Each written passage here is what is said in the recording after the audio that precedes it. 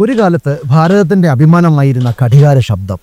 നമ്മുടെ അച്ഛന്മാരും മുത്തച്ഛന്മാരും ആദ്യത്തെ ശമ്പളം കിട്ടുമ്പോൾ സ്വപ്നം കണ്ടിരുന്ന ആ നിധി.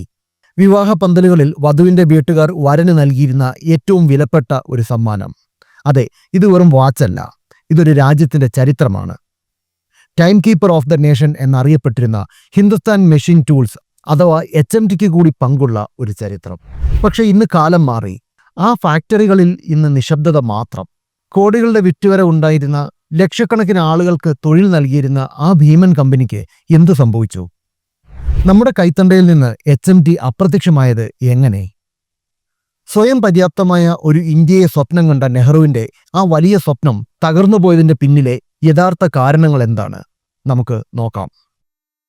ഹെവി എഞ്ചിനീയറിംഗ് മെഷീനുകൾ ഉൾപ്പെടെയുള്ള യന്ത്രസാമഗ്രികൾ നിർമ്മിക്കാനാണ് 1953 HMT ആരംഭിച്ചത്. എന്നാൽ 1961 പ്രധാനമന്ത്രി നെഹ്റുവിൻ്റെ താൽപ്പര്യപ്രകാരം ജപ്പാനിലെ സിറ്റിസൺ കമ്പനിയുമായി ചേർന്ന് HMT വാച്ച് നിർമ്മാണത്തിലേക്ക് കടന്നു. ബാംഗ്ലൂരുവിലെ ജാലഹള്ളിയിലായിരുന്നു തുടക്കം. ആദ്യത്തെ ബാച്ച് വാച്ചുകൾ നെഹ്റു തന്നെയായിരുന്നു പുറത്തിറക്കിയത്. അന്ന് അതൊരു വിപ്ലവമായിരുന്നു. ജനത, പൈലറ്റ്, കനക് എന്നീ മോഡലുകൾ ജനങ്ങൾക്കിടയിൽ തരംഗമായി. ഒരു HMT വാച്ച് കിട്ടാൻ ബുക്ക് ചെയ്ത് മാസങ്ങളോളം കാത്തിരിക്കേണ്ടി വന്ന ഒരു കാലമുണ്ടായിരുന്നു.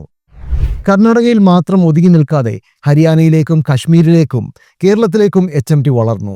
1965 കൊച്ചിയിലെ കളമശ്ശേരിയിൽ പ്രവർത്തനം ആരംഭിച്ചതോടെ കേരളത്തിന്റെ വ്യാവസായിക ഭൂപടത്തിലും HMT സ്ഥാനം പിടിച്ചു.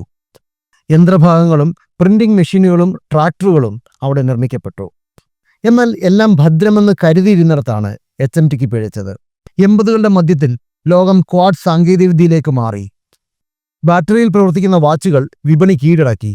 എന്നാൽ HMT അപ്പോഴും പഴയ മെക്കാനിക്കൽ വാച്ചുകളിൽ തന്നെ ഉറച്ചു നിന്നു. മാറ്റങ്ങളെ ഉൾക്കൊള്ളാൻ HMTക്ക് കഴിഞ്ഞില്ല.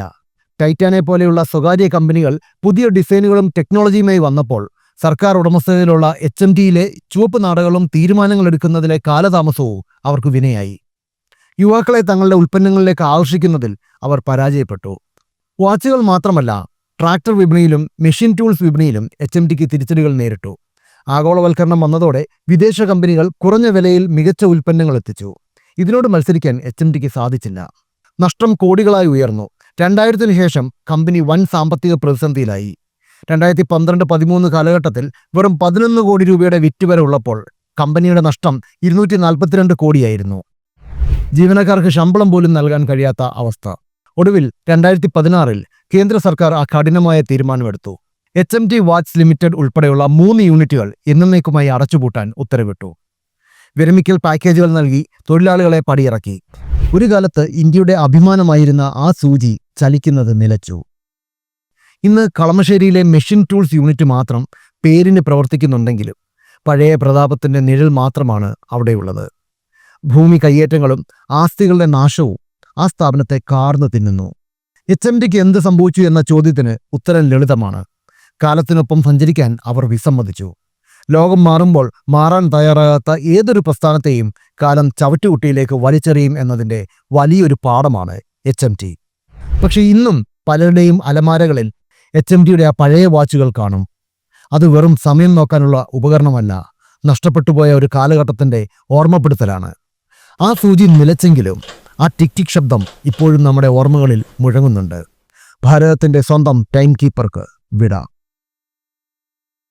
ലോകരാഷ്ട്രീയവും പ്രതിരോധ തന്ത്രങ്ങളും ബിസിനസ് മാറ്റങ്ങളും എന്നിങ്ങനെ നമ്മുടെ ലോകത്തെ രൂപപ്പെടുത്തുന്ന നിർണായക ഘടകങ്ങളെക്കുറിച്ച് വിശകലനം ചെയ്യുന്ന വിശ്വസനീയമായ മലയാളം ചാനലാണ് ചാണക്യ. നിങ്ങൾക്കും നിങ്ങളുടെ ബ്രാൻഡിനും ഞങ്ങളോടൊപ്പം ചേർന്ന് പരസ്യം നൽകാൻ ആഗ്രഹമുണ്ടെങ്കിൽ ദയവായി ബന്ധപ്പെടുക.